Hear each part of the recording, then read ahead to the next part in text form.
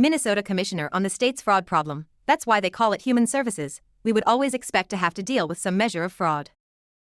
We've even had federal partners kind of call out, Minnesota being perhaps even an outlier when it comes to different public services fraud. And Commissioner, just wanted to ask if you had any, thoughts on, why this is something that it just seems like we're continuing to talk about year after year, and we haven't been able to get to the bottom of it yet.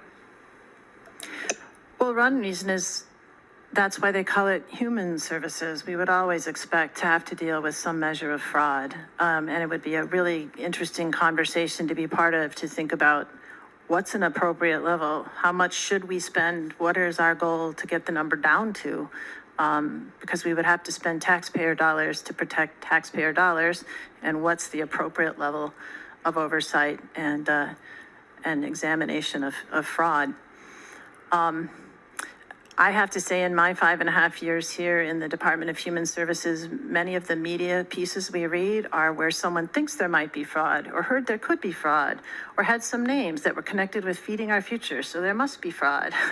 And they don't always match with what we discover when we literally go out and do the work and figure out who needs to be indicted for fraud. And so we do have to take that much into consideration.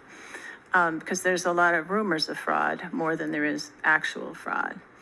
And then I would say that I've noticed this trend, which I've mentioned to you before, and we were talking about today, about the growth of our unlicensed services. And perhaps all of us together have not kept up with building the fraud machine around that to be sure that we're on top of things. So that's something that needs attention, and this is a good year to do it with the fraud package out and putting together additional abilities.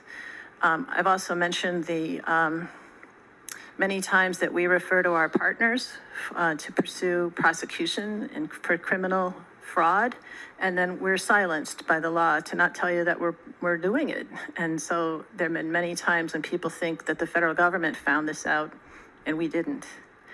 And that's been very frustrating. We've even had a time once when I was on the phone with our federal partners and the Attorney General, and we all agreed to say that we were all engaged in the process. We did, and the newspaper erased the sentence about DHS. And so people don't know what we're engaged in and how we're staying on top of this to protect their taxpayer dollars, because we don't get the credit for it. So that's frustrating.